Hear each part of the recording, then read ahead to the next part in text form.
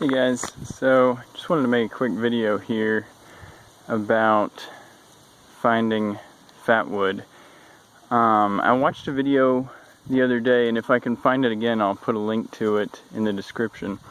But it was this bushcraft guy talking about like how easy it is to find fatwood, and up until that point, as far as I knew, fatwood was just a brand for kindling.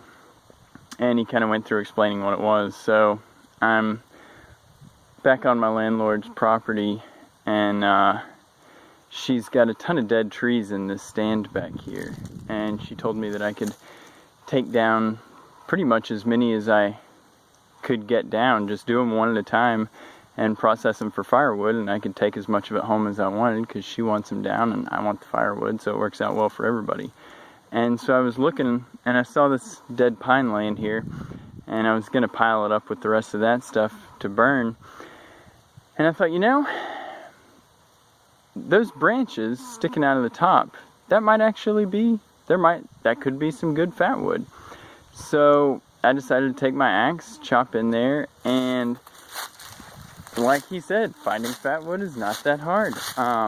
You know, the wood on this, for the most part, is too punky to make into firewood. Even, you know, it's pine, so it's not ideal. You gotta dry it for a long time. But I cut into this. Sorry, get out the shadow.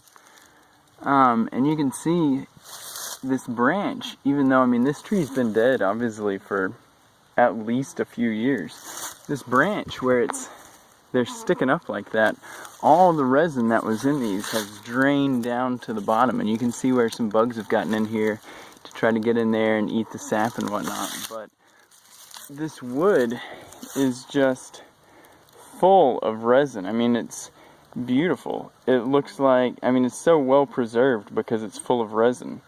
So if you're out in the woods and you need to start a fire, there's always dead pines down, and whenever that resin flows from these branches down into the bottom of them, it preserves them because it is it's a terpene, so it's water resistant. It's one of those things like why you know, the oils in cedar are another reason why cedar is very resistant. So when you get a whole branch worth of those terpenes coming down into this very bottom part, you get that terpene buildup, and even though the rest of the tree is rotten and punky and full of bugs, the bottoms of those branches are excellent fatwood.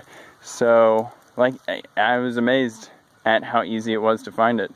But even, you know, a dead standing tree like that pine right there, if it's got branches hanging onto the bottom of it that you can chop off easily, they're probably good fatwood. So there you go. Hope that helps. If you like, give it a thumbs up, and if you want to see more of my videos, subscribe. Have a good one.